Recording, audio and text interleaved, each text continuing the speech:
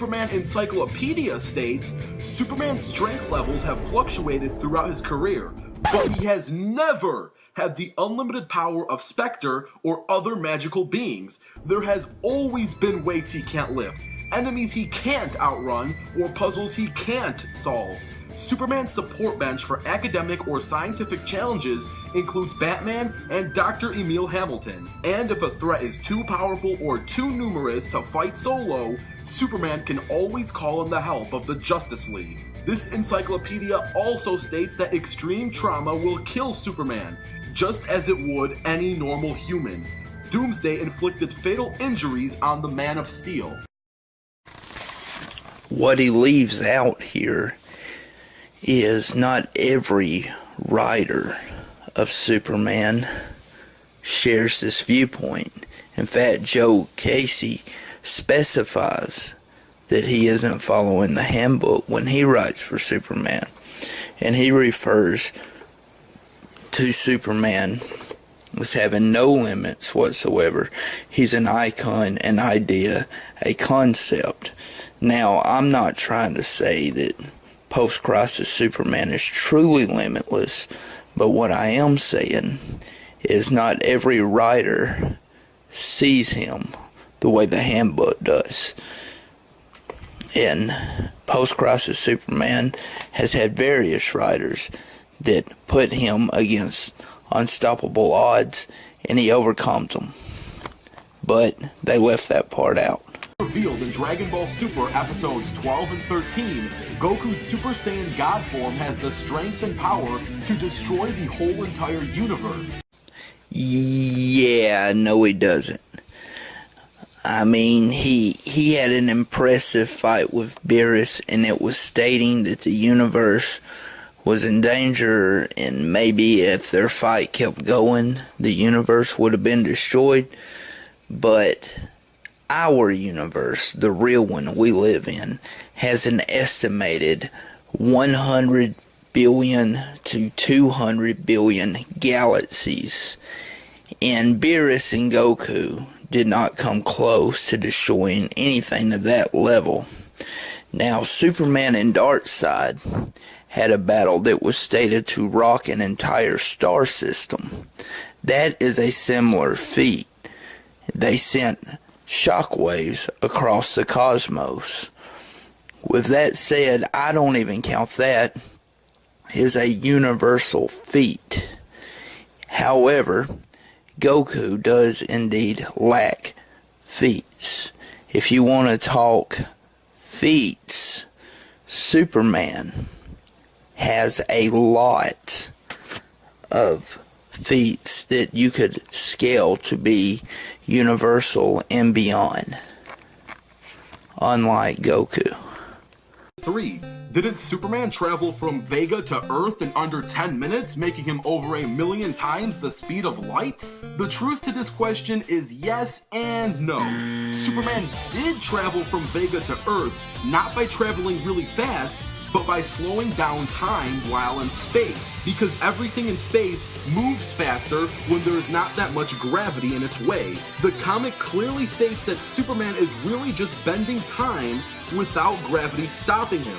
Time works differently while in space. If you don't want to believe me, or if you don't want to believe the comic book, then ask Bill Nye the Science Guy. Near the Earth, the source of gravity, clocks run at the speed we know. If we're not moving, and we're way out here where the pull of gravity isn't as strong, time goes ever so slightly faster. We know this is true because we've measured it with spacecraft. Now, for the sake of debate, let's pretend that Superman can travel over 1,000,000 times the speed of light. Travel speed is completely different from combat speed. And just for kicks, if it was Goku in this situation, he would have been able to travel from Vega to Earth within an instant via instant transmission. But then again, that is just travel speed, not combat speed. So he made it to Earth by manipulating time. Do you realize that that is a credible feat to Superman? It doesn't matter if he couldn't just zoom from Vega to Earth. The very fact that he manipulated time is a power that Superman has. It's been stated and documented. With that said, that's fourth dimensional. If you can manipulate time, that's fourth dimensional. So Superman had fourth dimensional speed. As for combat speed, Superman has shown combat speed as well that has proven to be multiple times faster than light. And not only that, he's also been able to tag speedsters. 4. Didn't Superman have the power to destroy the universe when he was fighting an alternate version of himself? Well, if you read the slide out of context, that's what it could mislead you to look like. But the comic really displays that he was only destroying the boundaries of space and time. And by space and time, these Supermen were really only shattering their own timelines and their own space boundaries as they entered each other's lives. Funny how he doesn't want to use the handbook here, because the handbook states that both universes were in danger in this fight. In fact, if you read the comic in question, alternate Supermans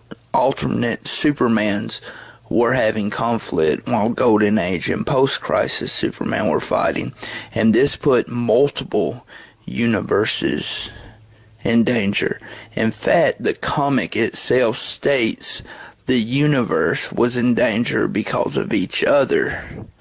So, again, he's incorrect. Superboy Prime does have the strength to shatter dimensions. You cannot take that away from him. This makes him semi-universal. But the comic clearly states that it takes Superboy hours on end of constant punching to accomplish this. Absolutely 100% incorrect.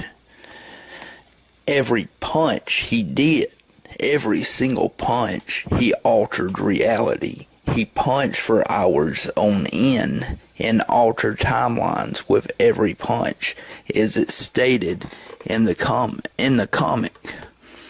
He was out by Alexander Luthor because he was weakened. However, he did not get the amp until he had been altering reality with his fists multiple times already. And to also further show that this wasn't just because of what he was punching, Golden Age Superman was unable to do this feat.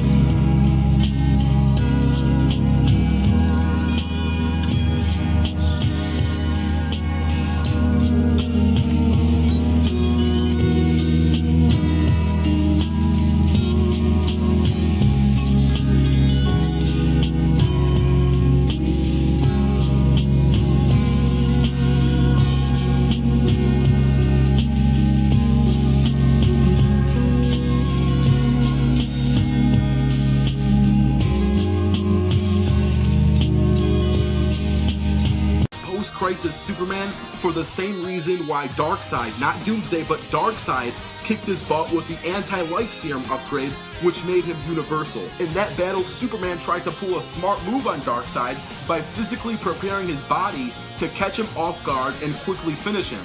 But because Darkseid had the universal anti-life serum, he was able to kick Superman's butt. Superman would have died if the Justice League didn't come in and save him. Goku now has that same instant universe-shattering power and can use that power to ultimately win this battle.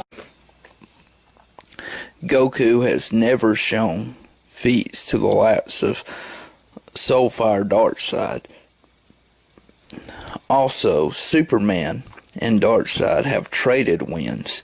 He's highlighting the time that Superman lost to Darkseid, and indeed that was a loss. However, Superman was strong enough to rip that Darkseid in half. If he can do that to Soulfire Darkseid, what would happen if he hit Goku that hard? Think about it. Think really hard about that.